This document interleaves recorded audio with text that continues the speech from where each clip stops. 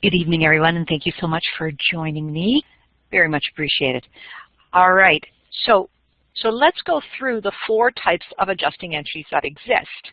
1, we adjust for assets which have been used, consumed.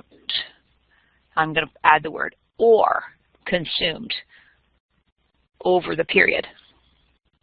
We just did a bunch of examples of exactly that. And again, these are called prepaid expense adjusting entries. I'm going to use a short form for adjusting entry.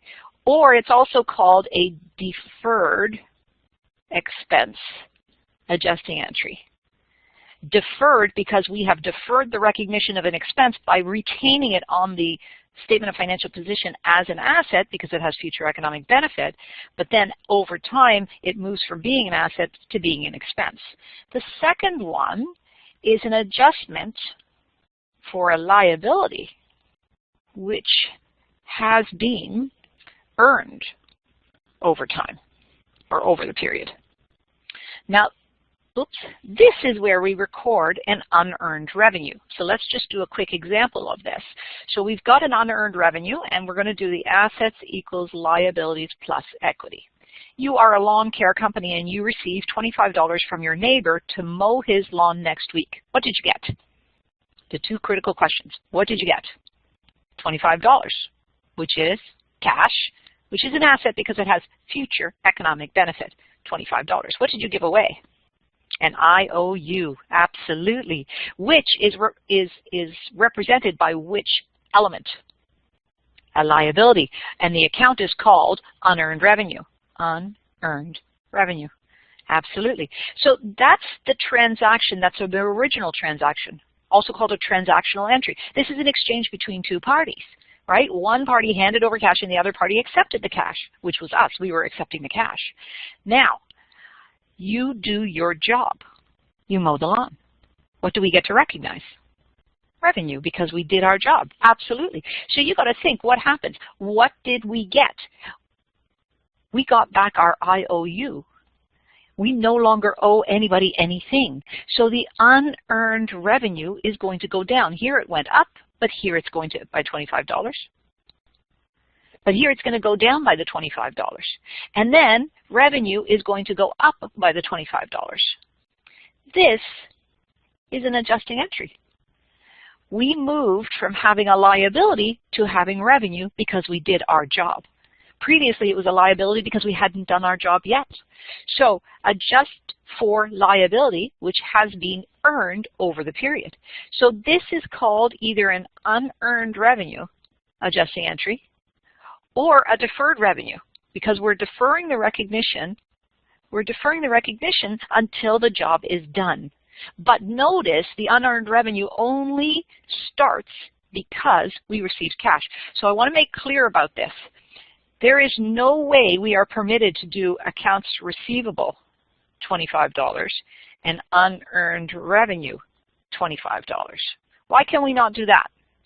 Nothing has been received or given. Exactly. Those questions are so critical. What did we get? We got a promise for somebody to pay us in the future. What did we give away? We gave away a promise to do something in the future. So we have just exchanged 2 promises, and 2 promises cannot be reflected in the financial statements. We have to have received cash. Only through the receipt of cash can we actually say that there has been an exchange. So keep that in mind. These 2 adjusting entries have the same characteristics, and they're called prepaids or prepayments. So they have very similar characteristics.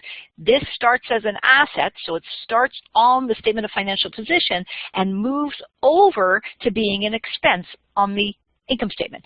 This starts as a liability on the statement of financial position and moves over to being a revenue on the income statement. So both of these exist already on the trial balance, the unadjusted trial balance, and we recognize them internally because of something we have done. Nobody sends us a notification about this. We simply do it.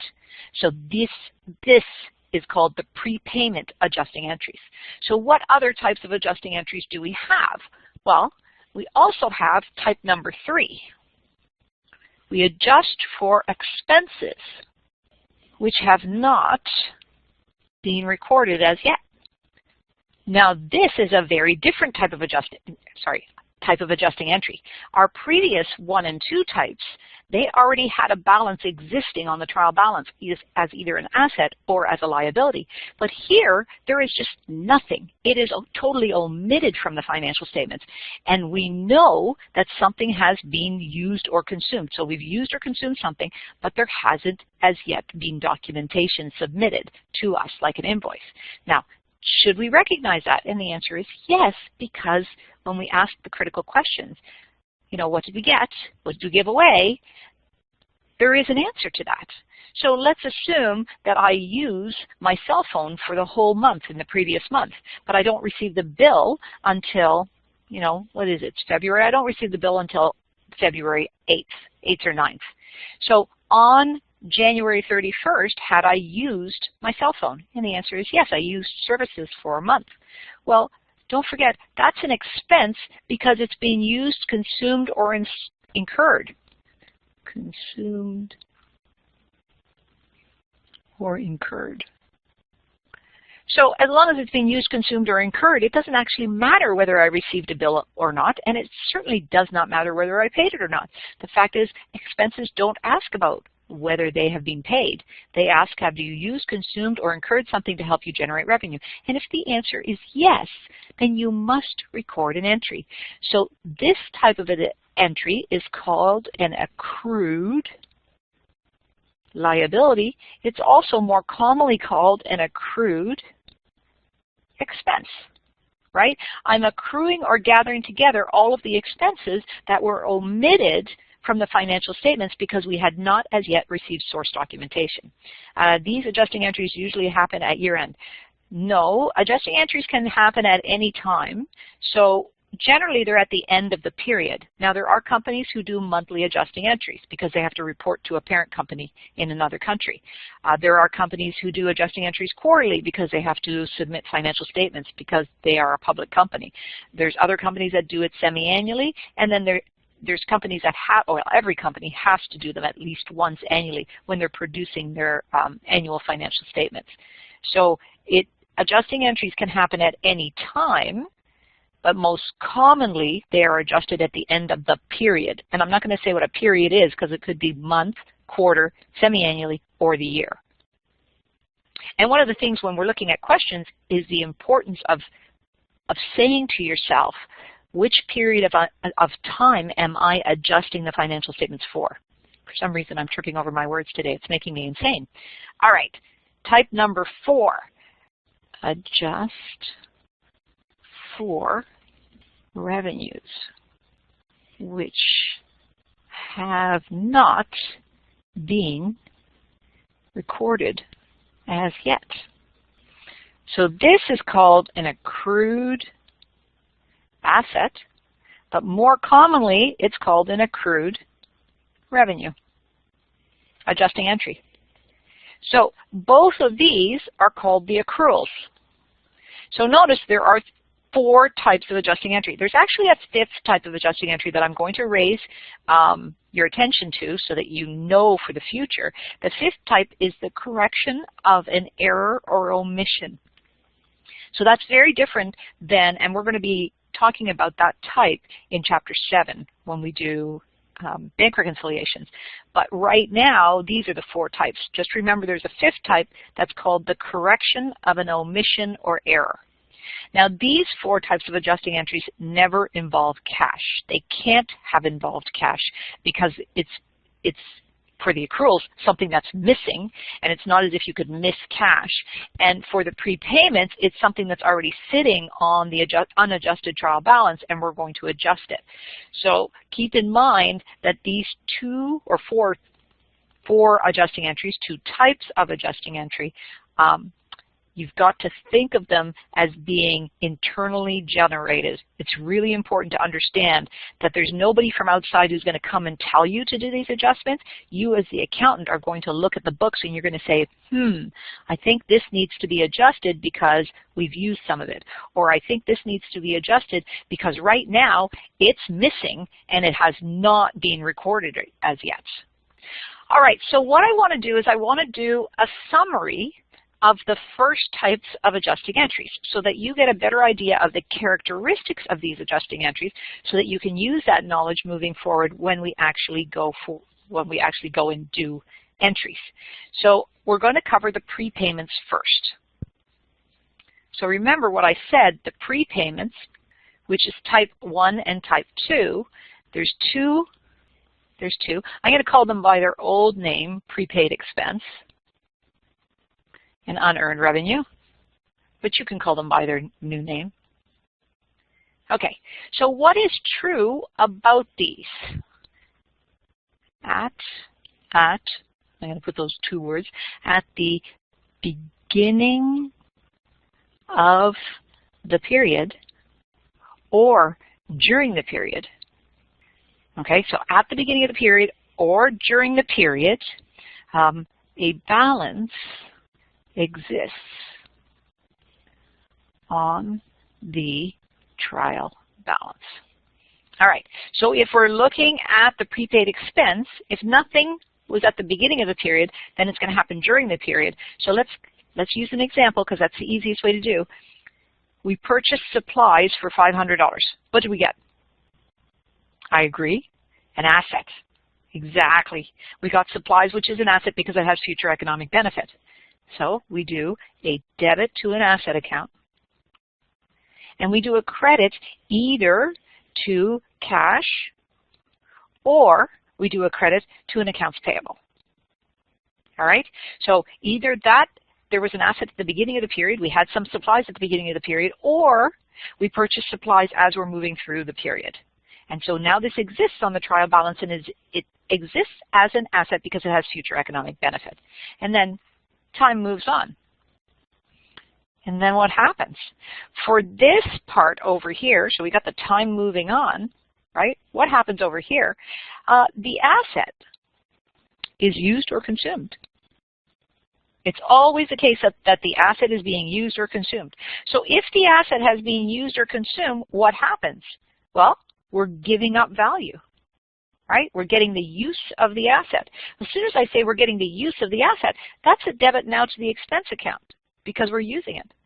And in order to get that use, what are we giving up? Well, we're giving up some of the asset. So we're going to credit the asset. So notice it moves over, so it moves from the statement of financial position over to the income statement. In this case, because of use or consumption. Now, let's go over here and look at the unearned revenue. In the unearned revenue, at the beginning of the period or during the period, a balance exists on the trial balance. Well, what's the only way to get an unearned revenue? We just agreed that it was to receive cash. What did we get? We got cash. So this is a debit only to cash, never anything else. What did we give away? We gave away nothing except for our IOU. So we're going to credit the liability account because we owe somebody something in the future. Now, time moves on. And we do our job, right? Just like with the mowing of the lawn. We did our job. And therefore, we earn income because we did our job. So as soon as we see that it moves from the statement of financial position to the income statement, what's going to happen? There's going to be a debit now to the liability because we no longer owe anybody anything. And there's going to be a credit to what? To the revenue. Why? Because we're moving it from the statement of financial position over to the income statement.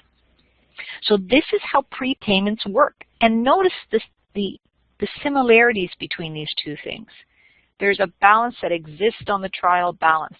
Then either it's an asset that we're using or consuming, which is the prepaid expense, or it's a liability that we're earning because we did our job, unearned revenue.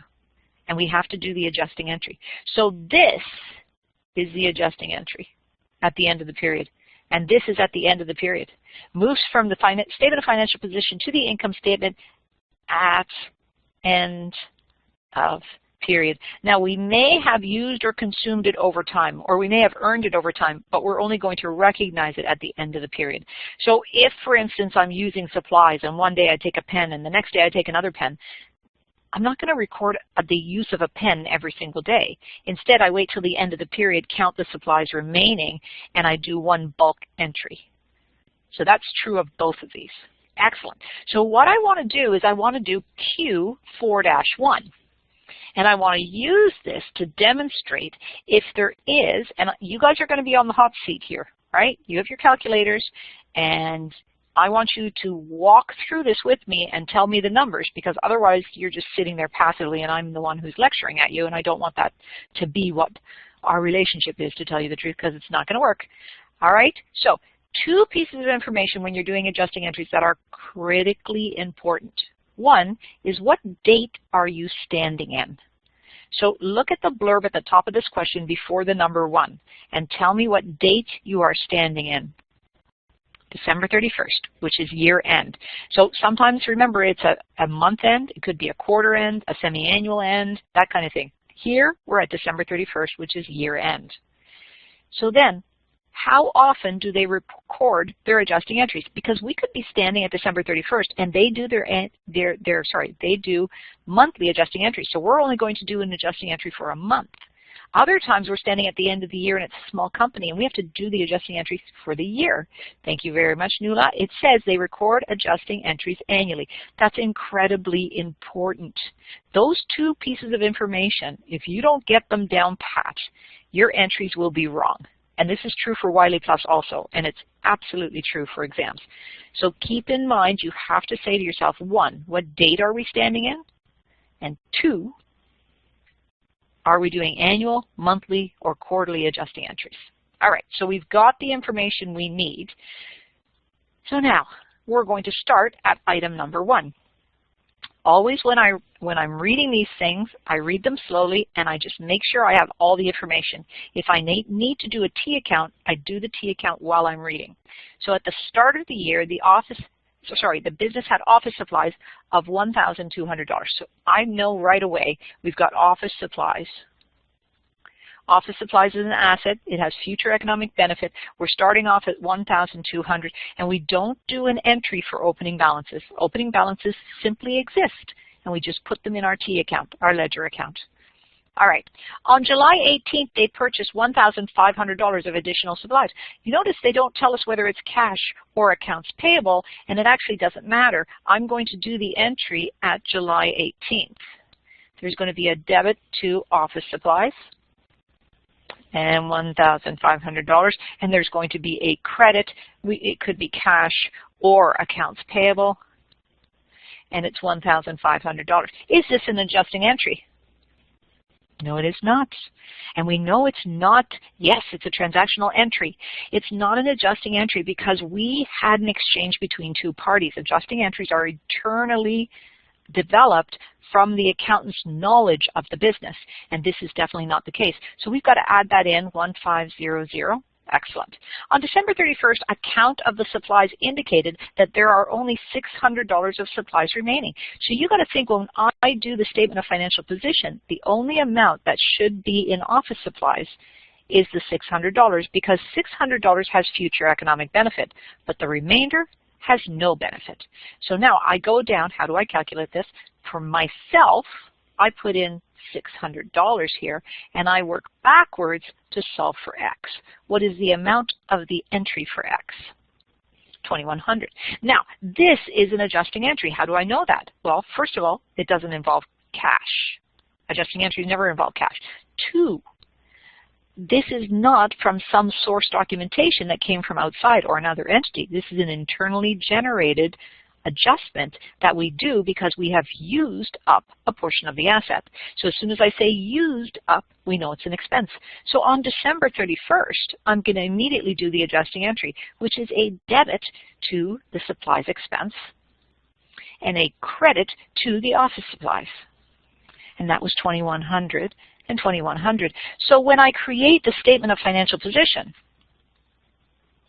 and I do my current assets, and I have my, sorry, I was just about to prepaid, oh my goodness, office supplies. I'm going to put office supplies of $600 at December 31st, 2017, because at that time, that's all the amount that has future economic benefit. If I look at the income statement under operating expenses, I'm going to see office supplies expense, and that's going to be $2,100, which indicates what has been used or consumed to help generate revenue. Any questions about that? All right, from our 4 adjusting entries, which type is this? 1, 2, 3, or 4?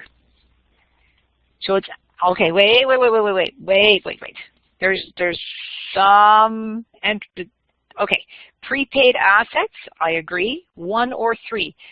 Chelsea, it can't be 3 because 3 is a brand new entry for information we never had. So it cannot be 3. It cannot be an accrual. 1, it cannot be 2 because 2 was the unearned revenue. And so that's a different type. This is an asset that becomes an expense. That's a prepaid expense. All right. So hopefully, so Philip, I also corrected the number 2.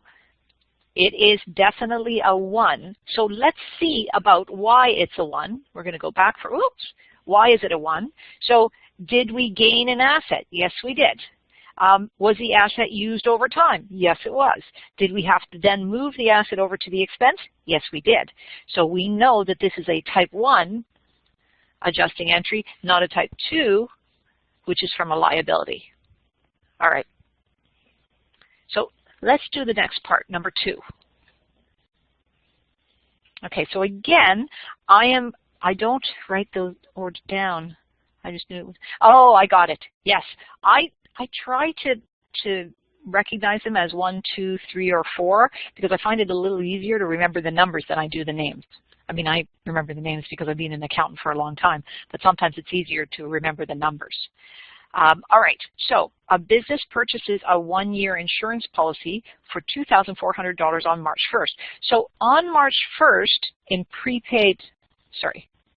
on January 1st, prepaid insurance, they don't have any value for January or February. So on March 1st, they're purchasing this insurance policy. There must have been, what did the company get? They got prepaid insurance, which has future economic benefits, so it's an asset. What did they give away? Well, they gave away cash. And this amount is $2,400. And we know it's a 12-month policy. Now, this is exactly what we did last week when we were doing 3-1, right? And that was at March 1st. Now, we're sitting in December 31st. Somebody want to tell me what entry I would have to do at December 31st and what the amount is? Insurance expense, so I got a debit to insurance expense, agreed. So I got $2,000 and $1,800, and I got $2,000 again. So which one is it, 2,000 or 1,800, and how did you calculate it? So what do we want to do? We want to do the 2,400 divided by 12 multiplied times 10. Absolutely. So this should be, if I'm correct, 2,000. Everybody, now wait a minute, is it 9 or is it 10? March, April, May, June, July, August, September, October, November, December. It's 10 months. It's got to be 10 months. Divided by 12, it's $200 a month. Multiplied times 10, it's 2,000. So that's $2,000 that's being used up. So what's the credit? Oh, no. I count with my fingers. I've just, I see it all the time when I'm in the exams, people counting with their fingers. I think it's a good idea, right? Because you don't want to make a mistake. So we agreed that we used prepaid insurance. Absolutely. Thank you, Suzanne. So prepaid insurance. Prepaid insurance reduces by $2,000. So over here, we're going to put the $2,000. What still has future economic benefit? $400. The $400 will show up on the statement of financial position as a current asset. What is going to be on the income statement as an insurance expense? The amount we just put in the entry, which is $2,000. That's being used or consumed to help generate revenue. Again, if we go back here, we see that this is exactly matching this flowchart, doing exactly what this flowchart tells us it should be doing. Okay, moving on to number 3. Please let me know if I'm going too fast, guys. All right. Number 3. Now, often when we think about a prepaid expense adjusting entry, we think of small things like prepaid rent and prepaid insurance and prepaid advertising and you know, supplies. But actually, most of the assets we have are prepaid expenses. So I could put them under an envelope of prepaid expenses when you're looking at property, plant, well, not property, but plant and equipment too. So the factory building that we're going to depreciate, or the equipment that we're going to depreciate, the furniture and fixtures that we're going to depreciate, the technology that we're going to depreciate, our computers that we're going to depreciate, all of these things are losing value over time. So this part 3 addresses that. The business bought a van on April 1st for $60,000. So April 1st, and let's just assume they bought it on account, right? April 1st, we got a debit to equipment or vehicles, whatever you want to call it, and that's $60,000. And we're going to do a credit to accounts payable. They didn't tell us that was an accounts payable. We're making an assumption. We could have said cash too. So now I'm over here and I have an equipment account and it's going to go up by $60,000. What type of entry is this? A transactional entry because there's been an exchange between, no, it's not an adjusting entry, Chelsea. It's definitely not an adjusting entry because there was an actual physical exchange between two parties. It wasn't internal. It wasn't the knowledge of the accountant that caused the entry to be made. So now we fast forward and we're at December 31st. And the fact is we've used this equipment for how long? April, May, June, July, August, September, October, November, December. We've used it for 9 months. Exactly. So now the $60,000, how long is that $60,000 going to last in years? And they tell us it's 10 years. All right. When we look at this calculation, we should deduct the residual value. Residual value is how much you think you can sell it for at the end of its life. And in this case, it says that there's no residual or salvage value. So it's 0. Divide it by 10 years, which is perfect. So that is equal to 6,000. So should we take depreciation of 6,000? No, absolutely not, because we didn't use it for a year. We only used it for 9 months. So we're going to take the 6,000 and multiply it times 9 over 12, and as Philip noted, that is $4,500. You can break it down into monthly depreciation, absolutely. All right, so now I know it's $4,500. So now what's my debit going to be? Because remember, according to the flow chart, I have to debit an expense account and credit an asset account. So what's my debit? The name of the account. Depreciation expense. Oh, I swear, can't talk today. Depreciation expense, $4,500. Absolutely, what's my credit? Accumulated depreciation. Now, what element does accumulated depreciation go into? What financial reporting element does it belong to? It is. It's an asset. It's the name of the account is contra asset. Be careful about that. It belongs in the asset category, the asset financial reporting element, but its name is a contra asset because it is contrary to a normal asset. A normal asset increases assets. This is a contra asset because it decreases assets. All right, so we now have another account here called accumulated depreciation equipment, and that has $4,500. How do we so if there was residual value, you would subtract that from the purchase value before dividing by the useful life? Yes, Chelsea, that is absolutely correct.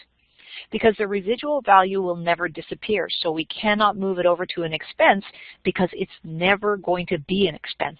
It will always have future economic benefit.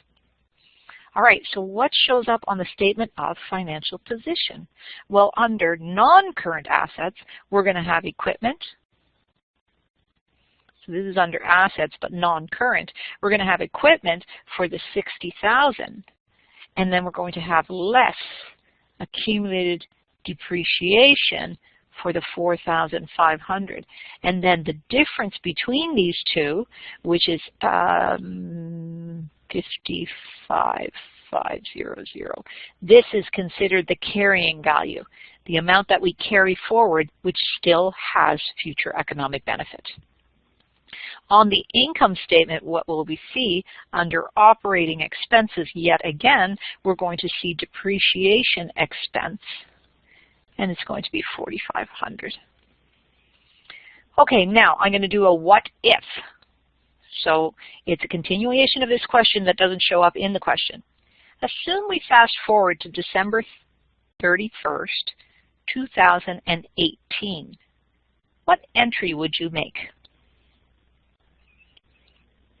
We're at December 31st, 2018. What would your entry be?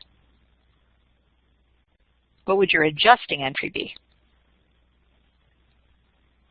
The same, but for a year. So it would be debit to depreciation expense and credit to accumulated depreciation. Absolutely. Good. What would show up as the dollar amount on the income statement? No, Philip, it would not be 1 year. Are you saying the entry would be for 10,500? I just want to clarify this, Philip, because it's really important. No, we already did an entry for the amount in 2017. So when we're at the end of 2018, we would only do an entry for $6,000. So then I said, what would be the amount on the income statement? And Chelsea, yourself, and Andrew said that the depreciation expense will be $6,000. Thank you, Mark. Okay, good, because I was looking at the number and I was like, Okay, so $6,000, you're right, that would be the entry, and the balance in depreciation expense would be simply $6,000. Good. What would be the balance in the less accumulated depreciation? Exactly. Because accumulate means to gather together, and it equals the depreciation expense from the day we bought the equipment to now. And so that would increase. And it would make sense because in the next period, we would do an entry for $6,000, and then the ending balance would be $10,500. Absolutely. Well done. Now, type of adjusting entry that this is. No problem, Philip. Yes. I agree, Philip. Yes, Mark, Andrew, this is type 1. This is a prepaid expense. Absolutely. Okay, moving on. Number 4. At the start of the year, the business had unearned revenue of $6,000. I'm going to use the short form for unearned revenue. They had been contracted in December 2016, which is a year ago, to supply a customer with consulting services for the next 6 months, up to June 30th, 2017. Don't forget, we do annual adjusting entries, so we wouldn't touch this account at June 30th, 2017. On November 1st, 2017, a new customer pays them $12,000 in advance to provide consulting services for the upcoming 12 months. So what would our entry be at November 1st? Cash. What did we get? We got cash of $12,000. Absolutely. What did we give away? Unearned revenue. We gave away an IOU promising to provide services to somebody else in the future, and that is unearned revenue. Don't forget, unearned revenue could also be called things like customer deposits or fees paid in advance. So now we're going to do $12,000. All right, so now we're sitting at December 31st, 2017. Remember from the flow chart exactly what must have happened. During the period, we provided some services. So what is the entry and what is the amount of the entry? We have to recognize revenue. I agree, Andrew. $2,000 is not correct. $6,000 is not correct.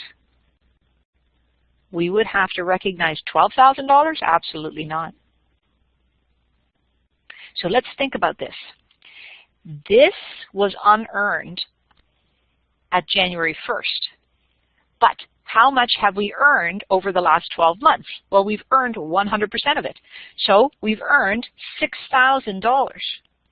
plus we've earned the $12,000 divided by 12 months multiplied times, 2 months, November and December.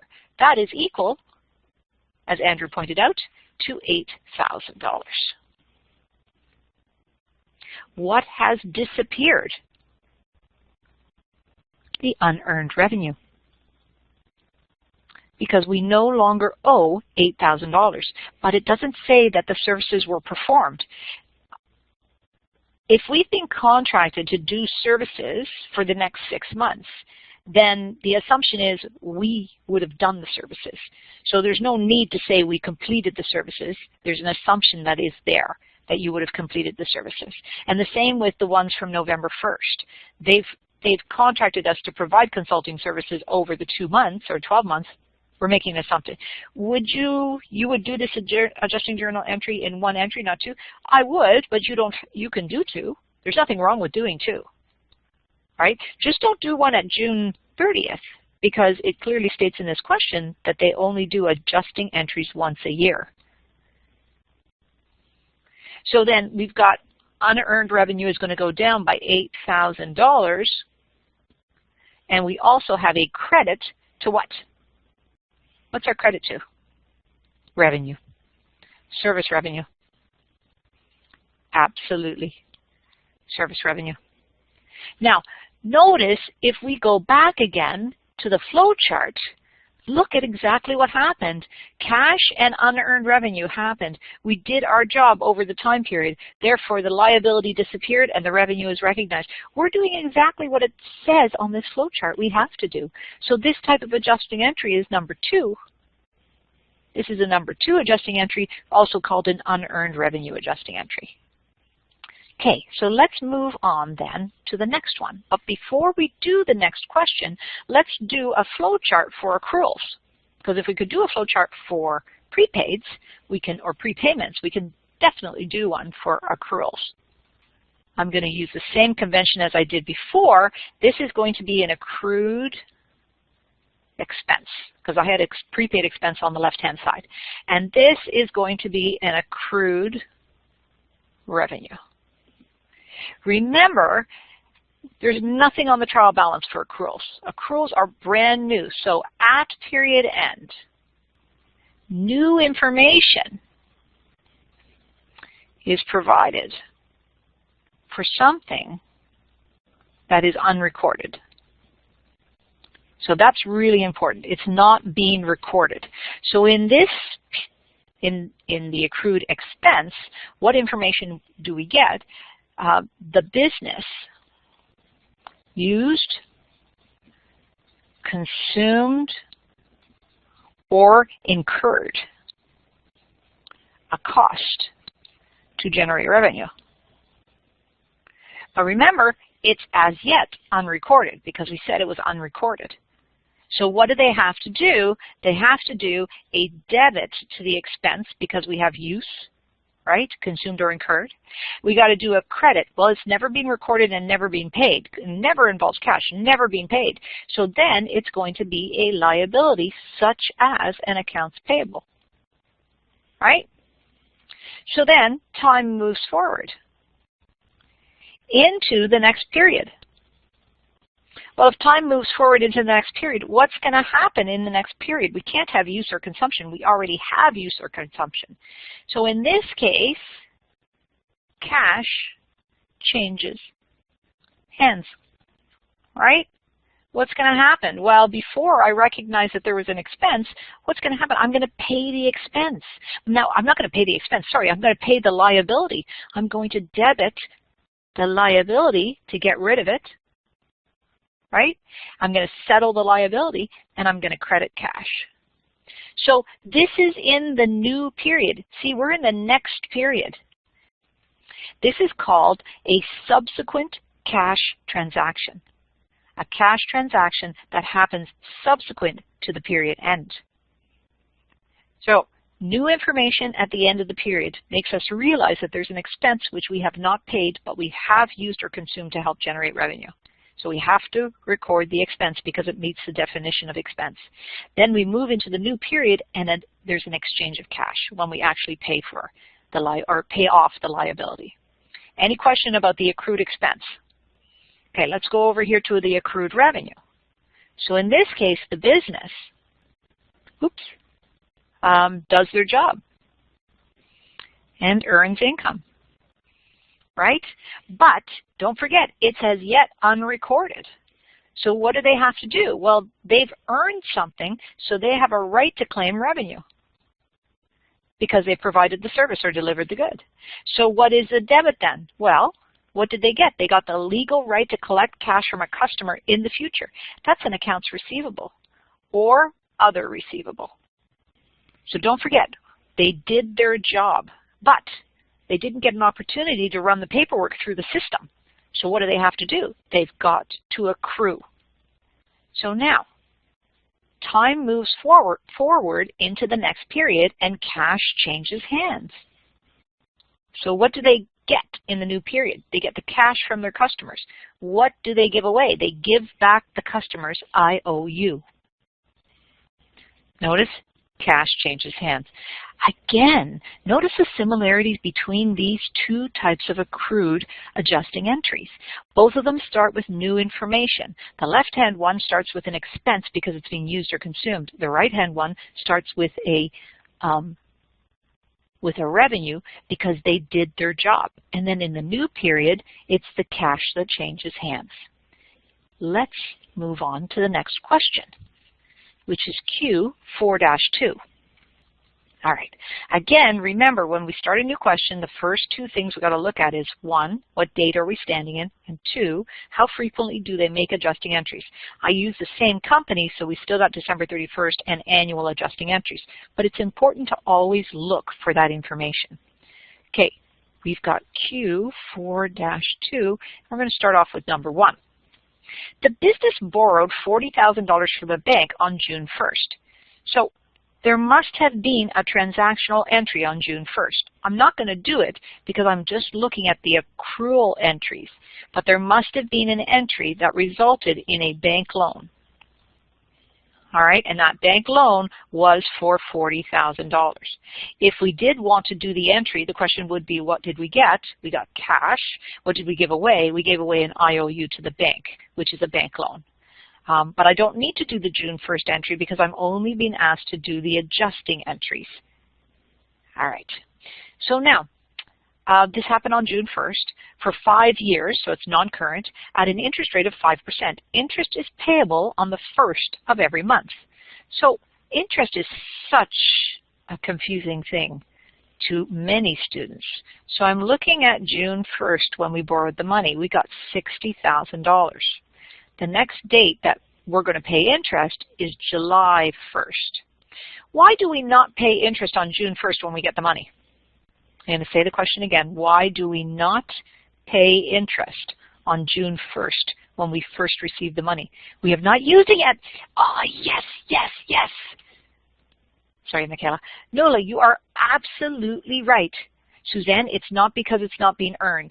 This is a bank loan, so we are actually paying interest. It's an expense. We have not had the use of the $60,000. Oh, I put $60,000. I do not know what is wrong with me today. Goodness. I actually do because I made up a question just recently and it had $60,000 as a bank loan. Okay, so $40,000. We have not had the use of it as yet, and so we don't pay interest on June 1st. Interest is a factor of time, and it happens over time. Now, on July 1st, we would pay interest. But when we pay on July 1st, we're not paying for the month of July. We are paying for the previous month, the month of June, from June 1st to June 30th. So then, when we pay on August 1st, we're not paying for the upcoming month. We're paying for the previous month. All right, good. So now we're standing in December 31st. When was the last time we paid? December 1st. Exactly. When we paid on December 1st, were we paying for the month of December or the month of November? Absolutely, we were paying for the month of November. And because we were paying for the month of November, when you look at December 31st, we have had the use of the money for 1 month, but we have not paid anything. So what do we have to do? we have to accrue, because remember, an accrued expense adjusting entry, and let's go back to this for a second. It says at period end, new information is provided for something that is unrecorded. The business used, consumed, or incurred. Well, we incurred an interest cost in order to help us generate revenue. So we absolutely have to do an adjusting entry at December 31st. We're going to do a debit to the interest expense because we've used or consumed it for 1 month. We're going to do a credit to the interest payable. Because we owe the interest to the bank. The question becomes, how much are we going to accrue? Well, we have to calculate that. $40,000 multiplied times the interest rate. The interest rate in this case is 5%. Every interest rate you see is an annual rate. Mark says it's $2,000. Let's see. We multiply it times 5%. We then divide it by 12 and multiply it times 1. Is it $2,000? Does everybody agree it's $2,000? $166.67. If we take the $40,000 and we multiply it times 5%, that equals $2,000. Thought you had to take the term into account. No, all we have to do is we always do the same thing, and I want you to visualize this right now because it's so important with interest. Stand in the date. We're standing in December 31st. Look back over your shoulder. When was the last time you paid? December 1st. Accrue from that date to the date you're standing in. That is 31 days, 1 month. And it's so important that we recognize that that's what we have to do with interest. Exactly. $166.67. And thank you, Chelsea. I saw that you also got that. So why do we not make entries for all the interest payments on July 1st and August 1st and September 1st? Because those were cash payments. So they were already made during the month when the cash was paid. Those are transactional entries that have been going on for the whole period. We don't need to make those transactional entries right now. We're standing in December 31st. The only thing we have to worry about is the adjusting entries. All other entries were made during the period. So in this case, it would be $166.67. Now, quite frequently, I see students round monthly rate at first. No, every interest rate you see, and this is a global standard, is automatically an annual rate unless advised otherwise. So keep in mind, if you look at your credit card statement, they will give you the monthly rate. And right after the rate, they tell you that it's a monthly rate. They're required by law to do so. So every interest rate that you see with no indication of the term is always an annual interest rate. And again, that's a global standard. All right, so many students want to round the interest to $167. Do you want to pay the bank $167 or $166.67? Exactly. Nobody wants to overpay interest. Well, the bank wants you to overpay interest, but none of us do. So please don't round interest charges, because no one rounds interest charges. Nobody wants to pay the bank. That's right. Exactly. Nobody wants to pay the bank more money than they actually owe to the bank, because this is all an expense. So just no rounding. We can round on depreciation because it's an estimate. We can round when we do some of the other entries that I'm about to show you, but interest is never rounded. Okay, so remember the next part. The next part is, in the new period, cash changes hands. So what is the entry that we will have to do at January 1st? Debit, credit. What do we got? Interest payable, cash. Exactly. Interest payable because you no longer owe anybody. You no longer owe anybody anything. 166.67. So that payable disappears on the next day. And the credit will be cash because you're going to hand cash over to the bank. So notice, 67. We are meeting exactly the flow chart that we did previously. And that's so important.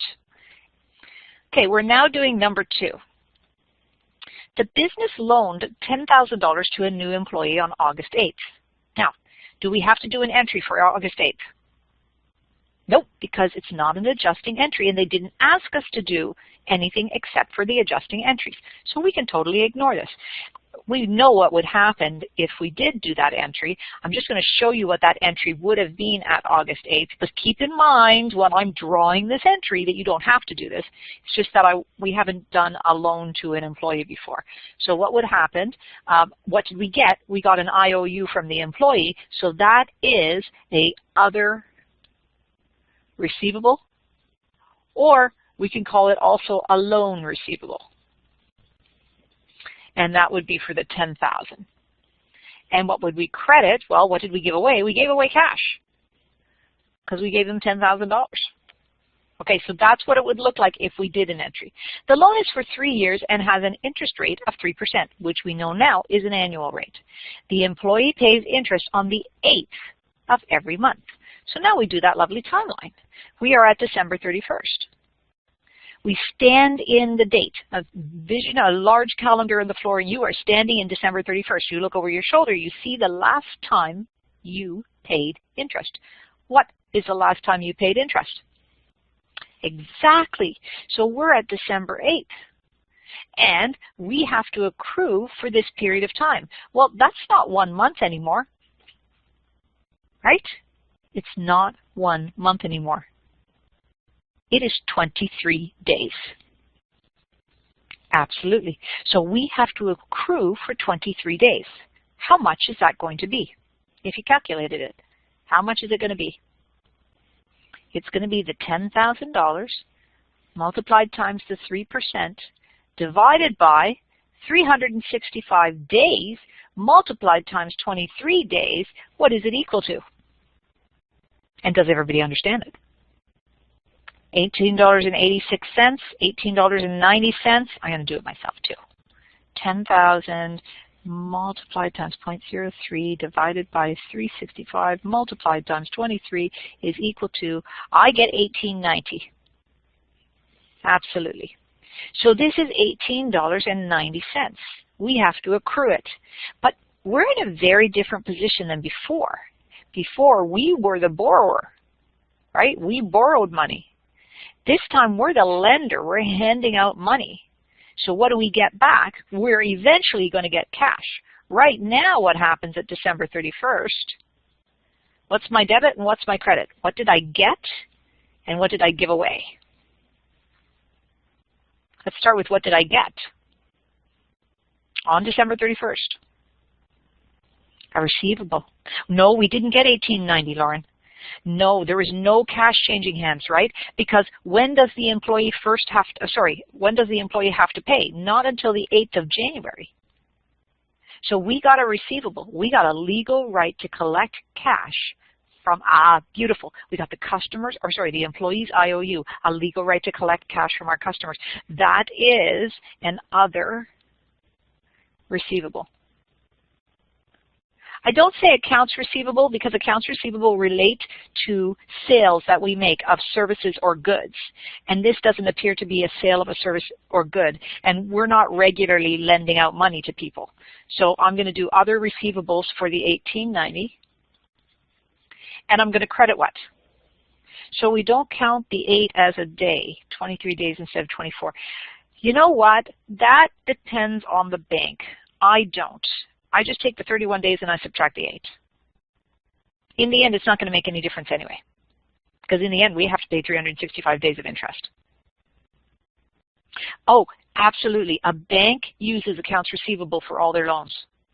Debits, interest expense, no. Sorry, credit, interest expense, no. Did we use or consume something to help generate revenue? Don't forget, we are the lender. It's an expense when we borrow money, but we're the lender. So what did we get? We got the legal right to collect cash from our employee. What did we give away? Yes, we gave away a service. Someone got to use our money. So it is a credit to revenue, not accounts receivable. It's a credit to revenue, interest revenue.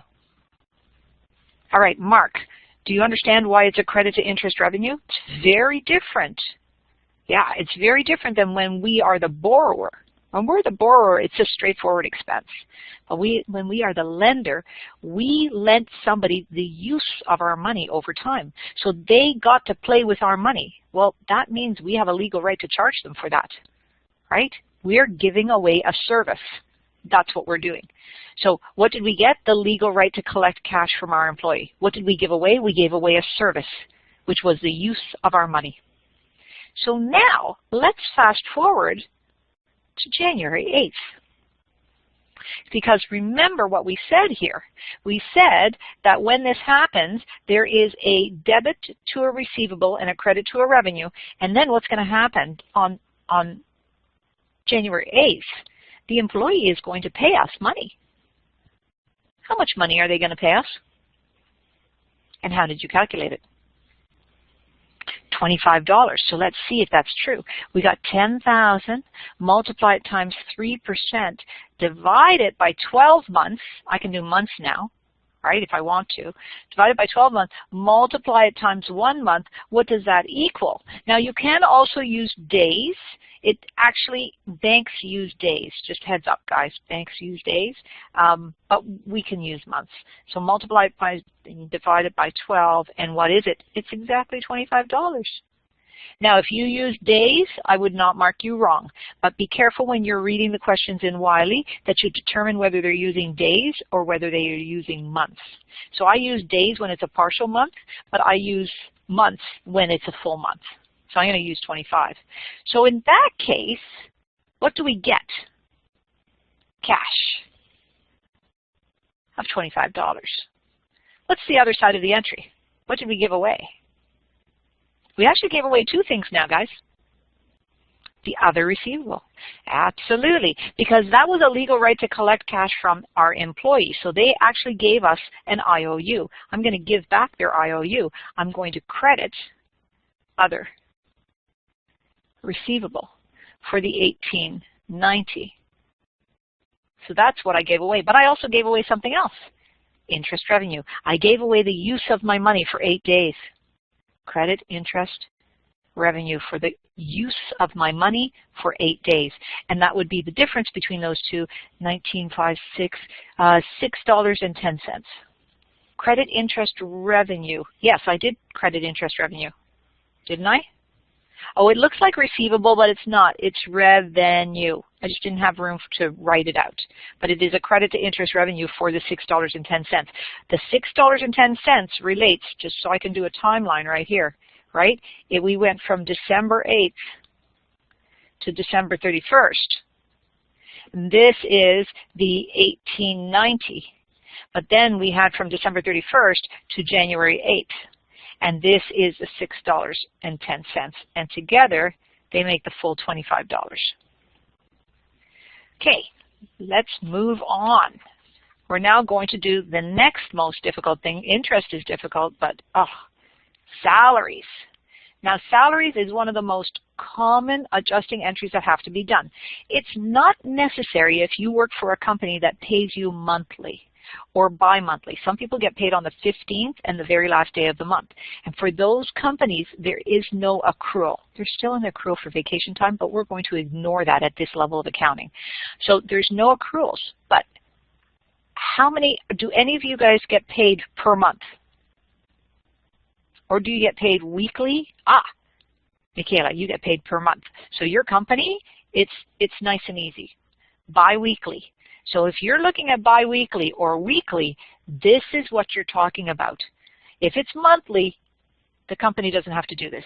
But if it's biweekly or weekly, well, we all know that the last day of the month does not fall nicely and neatly on some payday. It doesn't work like that. Even if you look at, I'm looking at this month for a minute. I just put the calendar up for February. February 28th ends on the 28th. So, I just said February 28th ends on the 28th. Goodness. February 28th ends on the Wednesday. So the month of February 2018 is applicable to exactly what we're talking about. So keep that in mind. So let's do this very common adjusting entry that every company pretty well does, except for the ones who get, who pay their employees on the 15th and the 30th/31st of every month. But anybody who's paid weekly or biweekly, this affects your company.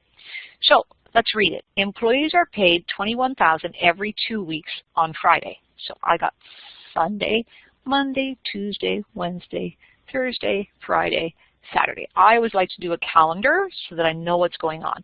So they get paid every other Friday. The last payment was made on December 22nd. So this is the 22nd, and they were paid on the 22nd.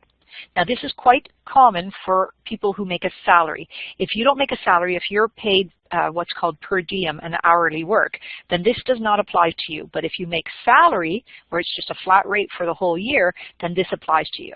All right, so I get paid, for instance, I got paid last Friday. I got paid Friday morning, and it included Friday the day. So I actually got paid in the morning of Friday, and I hadn't even worked that day. And that's because even if I'm sick, I still get paid. Okay, so now this is the 23rd. We're going to do 24th, 25th, 26th, 27th, 28th, 29th, 30th, 31, 30. Oh, I just about said 32. 01 in January, 02, 03, 04, 05. The next time they get paid will be on the 5th of January.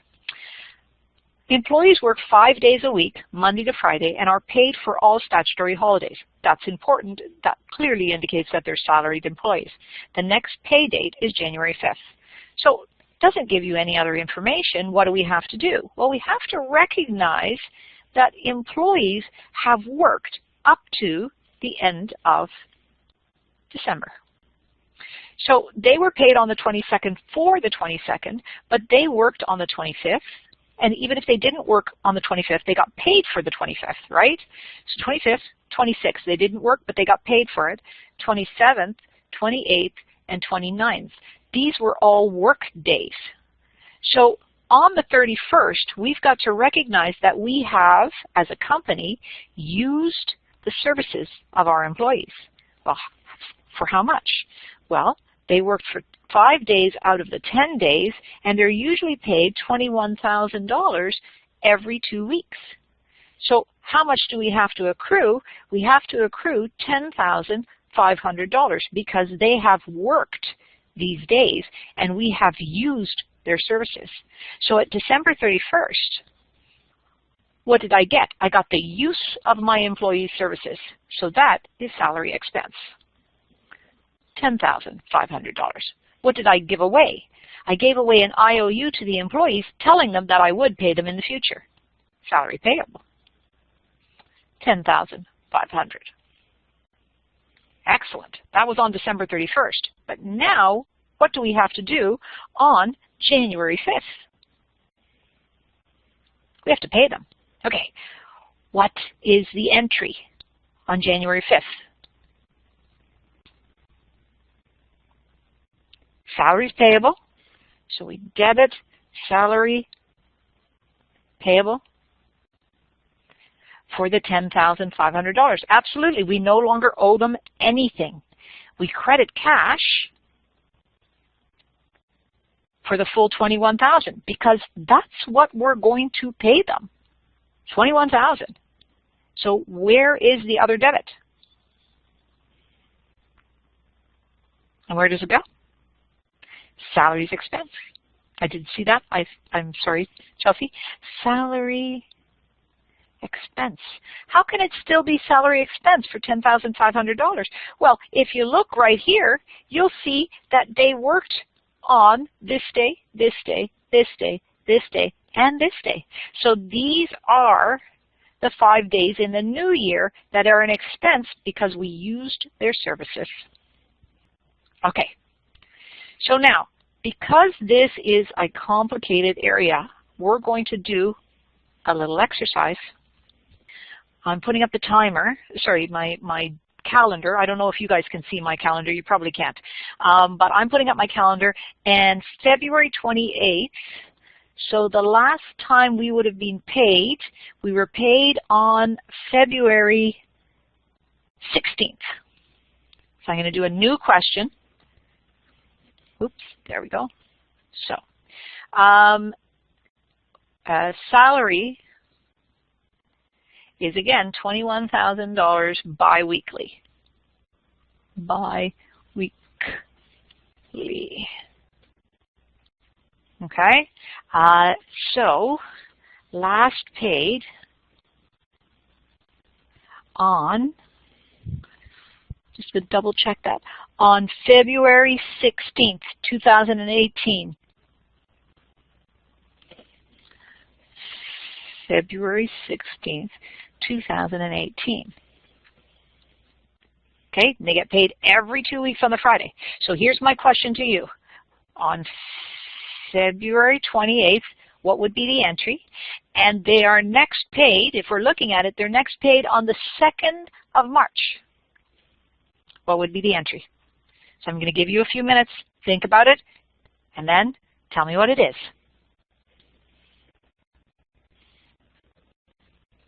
I'm going to give you guys time to come up. What's the entry you would do on February 28th, and what's the entry that you would do on March 2nd?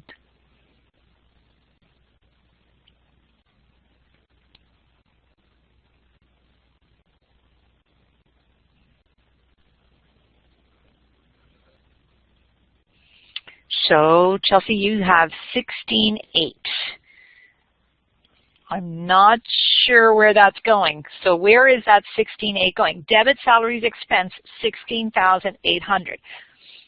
Okay, so we got a debit to salary expense, 16,800. And then we've got a credit to salaries payable, 16,800. I'm trusting you guys on this. Okay, so now, entry on March 2nd. Okay, so we got a debit to salary payable. I agree. Always get rid of the payable first. It's the best thing to do. Just get rid of the payable. Credit cash for the full $21,000 because you're going to pay them totally. And then the difference goes where? To salary expense for $4,200. Absolutely.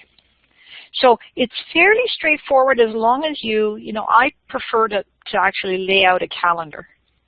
Because I like a calendar because it clearly indicates to me exactly when were they last paid, how many days are in the current month, how many days are in the next month.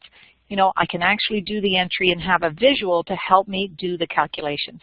So keep in mind too how well this meets the requirements. Where's our flowchart? How well this meets the requirements. Right? This is an accrued expense. We've used the services of the employees. We've got a debit to an expense and a credit to the liability. And then in the new period, we've got to recognize that the liability disappears and we've got some cash. And then for us, we have additional portions that are an expense in the current period. So just keep that in mind when you're going through these entries because it's really important to know how to deal with salaries. So your question didn't specify as 5-day work week. Does that change things? Yes, absolutely. There's individuals who work 6 days a week. So I could say we work from Tuesday to Sunday, right? And we get Mondays off. So for instance, the hair salon that I go to, everybody works Tuesdays to Sundays. Sunday they work only from 12 till 5, but they work Tuesdays till Sunday, so you would have to take that into account, whatever information. Here, I was just using the same information from the same company. I was just moving to a new period. So that's why I didn't add something. All right, but make sure that you lay out that calendar and you circle the days they work, because that's what you need to accrue for, regardless of whether it's on a weekend. All right.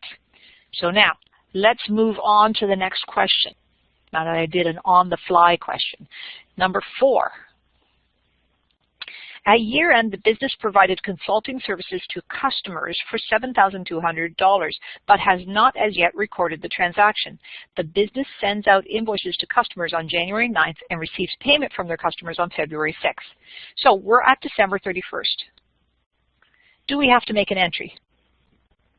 Absolutely, because we did our job. So we have a right to claim revenue. So this is going to be a debit to an accounts receivable because it deals with a customer, and that would be $7,200, and it would be a credit to service revenue. $7,200. Excellent. Now, fast forward to January 9th. What entry do we make on January 9th? Exactly, no entry. So what's really happened on January 9th? We sent out a piece of paper to confirm the fact that they owe us something. But that's the only thing that happened. We sent out a piece of paper. There was no additional revenue, no additional accounts receivable, and we do not make another entry at all. So now we're up at February 6th. What's the entry? Debit cash, because what did we get? We got cash, which has future economic benefits, $7,200. Credit what? Accounts receivable, because we no longer have the legal right to collect cash from our customers. What type of adjusting entry is this? And the answer would be, no, I'm not going to tell you. I'm waiting for you guys to tell me. No, it is not a transactional entry. Oh, sorry, February 6th is a transactional entry. No, I mean, what type of entry is this? Number 4, absolutely. This is an accrued revenue adjusting entry. New information at year end, right? It meets the definition. Beautiful. All right, we are done those questions. We're just going to do the adjusted trial balance. So what are the benefits and drawbacks? So I didn't have an adjusted trial balance, but I'm just going to talk about the adjusted trial balance for 1 minute. Whenever we have an adjusted trial balance, it always starts the same way. It starts with the company name, and I'm just making these things up out of my head as we move through this. So Green Corporation. It then has the name trial balance, and in this case, it would be the adjusted trial balance. And then we have the date, as at.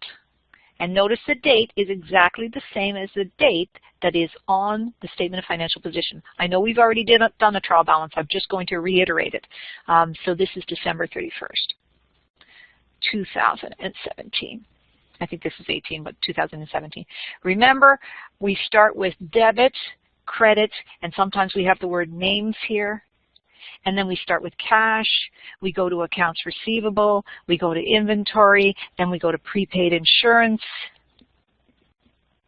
etc. Then we go to long-term, land, building, accumulated depreciation building. So again, notice what's happening. Current assets are first, then non-current assets are next, then current, so this is current assets, non-current assets, then current liabilities, right? This would be accounts payable and interest payable and deposit, customer deposits. So that goes there. So current liabilities would go next. I'm just going to continue on up on the next side. Then non-current liabilities, things like a bank loan. That's due loan, that's due in 2 years. Then we would have equity. And equity would be common shares. And then retained earnings. And then dividends. So there's your equity. What's next? Revenue. So we would have service revenue. And we would have interest revenue. And whatever else happened. And then finally what happens? Expenses. So this is like depreciation expense, interest expense, utilities expense, all the rest of it. And finally, we would have a line and we would have the total. And we know the total of the debits better equal the total of the credits. Okay, perfect. So I'm just reiterating the whole trial balance and how it ties in. This is produced for 2 reasons: to check that debits equal credits, and to make it easier to produce the financial statements for the users of the financial statements. All right, so what are the benefits? I just listed them. Benefits are checking that debits equal credits and produce the financial statements. Makes it much easier to produce the financial statements because the accounts are already in a perfect order. So what are the limitations? We covered these last week, right? Debits equaling credits does not mean the trial balance is correct. And we covered this last week, right? Can have errors, exactly. There are 4 errors. Does anybody remember the 4 errors that we talked about last week? because there are 4 errors, and we mentioned them. Anybody know? What are one of the 4 errors? Omission. Exactly. Omission of entries. Done. Transposition. Transposition or just the wrong amount. Absolutely, so we got that. Account number. And then a double entry. So remember, trial balances, do they have value? Yes, but they have limited value. All right, so remember that adjusting entries are going to be used moving forward. I mean, we use adjusting entries all the time, so the importance of adjusting entry and understanding them cannot be understated. Wrong account number. Did I put wrong account? Wrong account. Oh, I did have that. Wrong account number. There we go. Does that mean name? Yes. So I'm using accounts receivable and I should have used cash. So wrong account number / name. Okay, so keep in mind the importance of adjusting entry and your understanding of adjusting entry. Now, final question. It's not on the document, but I'm going to ask you a final question. I'm going to go back. I'm going to go back. Yes. Let's look at this. Yes. Okay. So, December 31st, a company is supposed to do this entry, but they don't. They omit it. All right, a company is supposed to do this entry, but they omit it. Tell me, what is the error in assets equals liabilities plus equity? Due to that missed entry, what is the error in assets, liabilities, and equity? Expenses are understated. Absolutely. Anything else? We got expenses are understated, I agree. Retained earnings is overstated. Net income is overstated. Yes, net income is overstated. Revenue is not overstated, Suzanne, because this was just an interest expense account. Revenues are not overstated, but net income is overstated. Equity is overstated. Liabilities are understated. Absolutely. Now, if a company decided to not do this entry, what part of the qualitative characteristics would they be violating? And nothing to assets, I agree. So what part of the qualitative characteristics have been violated? Faithful representation. No, timely is still okay, because timely says that we have we produce information within 3 months of the year end, and there's no indication we haven't done that. So we're not in violation of timely, but we are in violation of faithful representation. Faithful representation means that it is neutral, free of error, and complete. And this is not complete, and it is not free of error. Absolutely. So notice that tie-in, right? The conceptual framework guides absolutely everything we do in accounting. It cannot be understated. All right, so always think, if we do not do this, what are we violating? Number 5, did I miss something? Did I miss one? I could have missed one. I don't know how I did that. That's terrible. Okay, wait 1 second. All right, so number 5. Okay, come on, you guys can do this. Give me the December 31st and give me January 7th and then give me January 18th. Okay, Mark, thank you for working on this. Debit cell phone expense, 31st. We got a debit to the cell phone expense and credit to supplies payable. I wouldn't call it supplies payable. I would say, no, cell phones are not supplies. I would say it's an accounts payable because it's a supplier. right? They supply us with services. So I would say it's an accounts payable. So that would be $790, $790. What's the entry on January 7th? No entry, yes, because nothing's happening except sending them a piece of paper.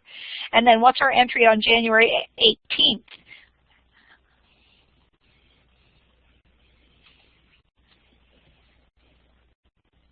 We've got a debit to the accounts payable because we no longer owe anybody anything, and we've got a credit to the cash because we're going to send them $790. Absolutely. All right, now we seriously are finished. All right, everyone, thank you so much for joining me again this week. I'm particularly glad about this week since adjusting entries are so important. Good night, guys. Take very good care of yourself.